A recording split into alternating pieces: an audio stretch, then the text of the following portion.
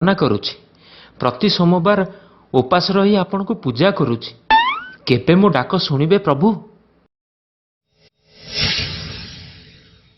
ପ୍ରଭୁ ଆପଣ ମୋ ଡାକ ଶୁଣିଲେ, ମୋ ଜୀବନ ଧନ୍ୟ ହୋଇଗଲା।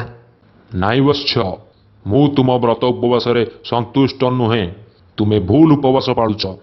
ଭୁଲ ଉପବାସ? ହଁ, ବର୍ତ୍ତମାନର ଦୁନିଆ ହେଉଛି ଡିଜିଟାଲ ଦୁନିଆ।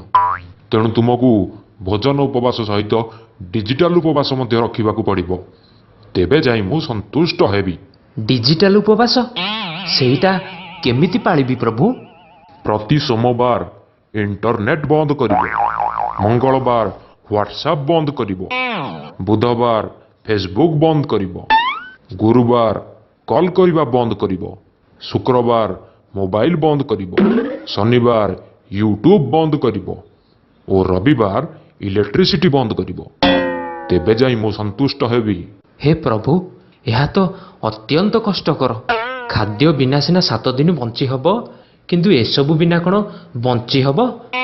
ଠିକ୍ ଅଛି ପ୍ରଭୁ, ମୁଁ ଚେଷ୍ଟା କରିବି। ଠିକ୍ ଅଛି, ଏବେ ମୁଁ ବିଦାୟ ନେଲି।